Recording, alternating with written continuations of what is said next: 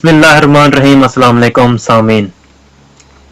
हजरत मूसा अलैहिस्सलाम का नस्ब चंद वास्तों से हजरत यकूब अलैहिस्सलाम तक पहुंचता है। इनके वालिद का नाम इमरान और वालदा का नाम योकाबद था।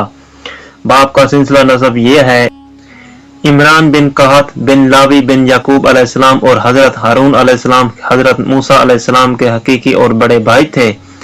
इमरान के घर में मूसा अलैहिस्सलाम की विलादत ऐसे ज़माने में हुई जबकि फिरौन इसराइली लड़कों के कत्ल का फैसला कर चुका था। इसीलिए इनकी वालदा और अहले खानदान इनकी विलादत के वक्त सख्त परेशान थे कि किस तरह बच्चे को कातलों की निगाह से महफूज रखें। बहरहाल जूं तू करके 3 महीने तक इनको हर एक की निगाह से ओझल रखा और इनकी पैदाइश के मतलब किसी को खबर न होने दी। लेकिन जासूसों की देखभाल और हालात नज़ाकत की वजह से ज्यादा देर तक इस वाक़े के पोशीदा रहने की तवक्को न हो सकी और इसलिए इनकी वालदा सख्त परेशान रहने लगी। इस सख्त और नाजुक वक्त खुदा कदूस ने मदद की और मूसा अलैहिस्सलाम की वालदा के दिल में ये अलका किया कि एक ताबूत की तरह का संदूक बनाओ जिस पर राल और रोगन की पालिश करो ताकि पानी अंदर असर न कर सके, और इसमें इस बच्चे को महफूज रख दो और फिर इस संदूक को नील के बहाव पर छोड़ दो। मूसा अलैहिस्सलाम की वालदा ने ऐसा ही किया और साथ ही अपनी बड़ी लड़की और मूसा अलैहिस्सलाम की हमशीरा को मामूर किया कि वो इस संदूक के बहाव के साथ किनारे किनारे चल कर संदूक को निगाह में रखे और देखे कि खुदा इसकी हिफाजत का वादा किस तरह पूरा करता है, क्योंकि मूसा अलैहिस्सलाम को खुदा ताला ने ये बिशारत पहले ही दी थी कि हम इस बच्चे को तेरी ही जाने वापस कर देंगे और ये हमारा पैगंबर और रसूल होगा। तौरात और मौरखीन कहते हैं कि फिरौन को बनी इसराइल के साथ इसलिए अदावत हो गई थी कि इस जमाने के कानून नजूमियों और ख्याफियों ने इसको बताया था कि तेरी हुकूमत का जवाल एक इसराइली लड़के के हाथ से होगा, और बाज़ तारीखी रिवायात में है कि फिरौन ने एक भयानक ख्वाब देखा था जिसकी ताबीर दरबार के मंजमू और कहानों ने वही दी थी जिसका जिक्र अभी गुजर चुका है। मुफस्सिरीन ने भी इन्हीं रिवायात को कतब तफसीर में नकल फरमाया है।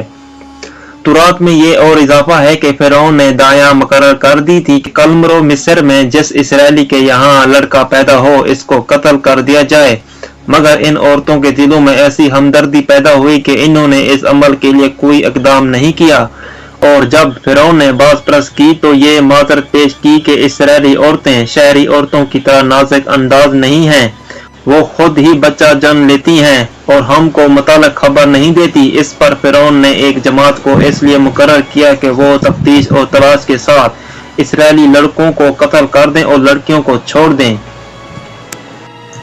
हजरत मूसा अलैहिस्सलाम की हमशीरा बराबर संदूक के बहाव के साथ साथ किनारे किनारे निगाह दश्त करती जा रही थी कि इन्होंने देखा कि संदूक तीरते हुए शाही महल के किनारे आ लगा और फिरौन के घराने में से एक औरत ने अपने खादमों के जरिए इसको उठवा लिया और शाही महल में ले गई। हजरत मूसा अलैहिस्सलाम की हमशीरा ये देखकर बहुत खुश हुई और हालात की सही तफसील मालूम करने के लिए शाही महल के खादमाओं में शामिल हो गई। कुरान अजीज ने इस शाही खानदान की औरत को फिरौन की बीवी बताया है और तौरात के हिस्से खरूज में इसको फिरौन की बेटी कहा है, मगर मौरखीन इस इख्तलाफात को ज्यादा अहमियत नहीं देते और कहते हैं कि ये हो सकता है कि पानी में बहते हुए संदूक को फिरौन की बेटी ने उठाया हो और फिर बेटा बनाने की आरज़ू और फिरौन से इस बच्चे के कत्ल न करने और खुद पालने की ख्वाहिश का इजहार और फिरौन से सिफारिश फिरौन की बीवी आसिया ने की हो। कुरान करीम के असलूब बयान से भी यही जाहिर होता है, क्योंकि इसने मूसा अलैहिस्सलाम को दरिया से निकालने वाले के मुतालिक कहा है, इसको उठाया फिरौन के घर वालों ने और बेटा बनाने की आरज़ू और इसके कत्ल न करने की सिफारिश करने वालों के मुतालिक फरमाया, और फिरौन की बीवी ने कहा। हजरत इब्ने अब्बास रजी अल्लाह तआला से यही मनकूल है। बहरहाल फिरौन के घर वालों ने जब संदूक खोला तो देखा कि एक हसीन और तंदुरुस्त बच्चा आराम से लेटा हुआ अंगूठा चूस रहा है। फिरौन की बेटी फौरन इसको महल में ले गई। फिरौन की बीवी ने बच्चे को देखा तो बाग बाग हो गई और इंतहाई मोहब्बत से इसको प्यार किया। महल के शागिर्द पेशा में से किसी ने कहा कि ये तो इसराइली मालूम होता है और हमारे दुश्मनों के खानदान का बच्चा है, इसका कत्ल कर देना जरूरी है, कहीं ऐसा ना हो कि यही हमारे ख्वाब की तबीर साबित हो। इस बात को सुनकर फिरौन को भी यही ख्याल पैदा हुआ। फिरौन की बीवी ने शोहर के तेवर देखे तो कहने लगी कि ऐसे प्यारे बच्चे को कत्ल ना करो, क्या अजब कि ये मेरे और तेरे लिए आंखों की ठंडक बने। یا ہم اس کو اپنا بیٹا ہی بنا لیں اور ہمارے لیے اس کا وجود نفع بخش ثابت ہو، یعنی اگر یہ وہی اسرائیلی بچہ ثابت ہو جو تیرے خواب کی تعبیر بننے والا ہے تو ہماری محبت اور آغوش تربیت شاید اسی کو مضر ہونے کے بجائے مفید ثابت کر دے۔ مگر فرعون اور اس کے خاندان کو یہ کیا معلوم کہ خدا کی تقدیر ان پر ہنس رہی ہے کہ رب العالمین کی کرشمہ سازی دیکھو کہ تم اپنی نادانی اور بے خبری میں اپنے دشمن کی پرورش پر نگراں مقرر کیے گئے ہو۔ غرض اب یہ سوال پیدا ہوا کہ بچے کے لیے دودھ پلائی مقرر کی جائے، مگر اللہ تعالیٰ نے موسیٰ علیہ السلام کی والدہ سے کیے گئے وعدے کو پورا کرنے کے لیے بچے کی طبیعت میں یہ بات پیدا کر دی کہ وہ کسی عورت کی پستان کو منہ ہی نہیں لگاتا۔ شاہدائیاں تھک کر بیٹھ گئی مگر موسیٰ علیہ السلام نے کسی ایک پستان سے بھی دودھ نہ پیا۔ یہ سارا حال موسیٰ علیہ السلام کی ہمشیرہ مریم دیکھ رہی تھی۔ کہنے لگی اگر اجازت ہو تو ایک ایسی دایا کا پتہ بتاؤں جو نہایت نیک اور اس خدمت کے لیے بہت موزوں ہے، بلکہ حکم ہو تو میں خود اس کو ساتھ لے کر آؤں۔ فرعون کی بیوی نے دایا کو لانے کا حکم دے دیا اور موسیٰ علیہ السلام کی ہمشیرہ خوش گھر کو روانہ ہوئی کہ والدہ کو لے کر آئیں۔ یہاں یہ گفتگو ہو رہی تھی اور موسیٰ علیہ السلام کی والدہ کا ادھر برا حال تھا۔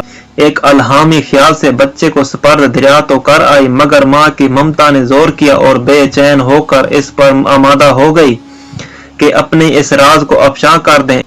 اسی اضطراب و بے چینی کی حالت میں اللہ تعالیٰ نے ان پر اپنے فضل و کرم کی بارش کی اور ان کے قلب میں اطمینان سکون نازل کیا۔ اب لطیفہ بیوی کے انتظار میں چشم برا تھی کہ لڑکی نے آ کر پوری داستان کہہ سنائی اور بتایا کہ جب موسیٰ علیہ السلام نے کسی دایا کا بھی دودھ نہ پیا تو میں نے کہا اسرائیلی قبیلے میں ایک نہایت ہی شریف اور نیک عورت ہے، وہ اس بچے کو اپنی اولاد کی طرح پرورش کر سکتی ہے۔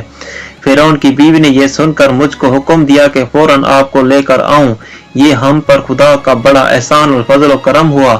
اب تم چل کر اپنے بچے کو سینے سے لگاؤ اور آنکھیں ٹھنڈی کرو اور اس کا شکر ادا کرو کہ اس نے اپنا وعدہ پورا کر دیا۔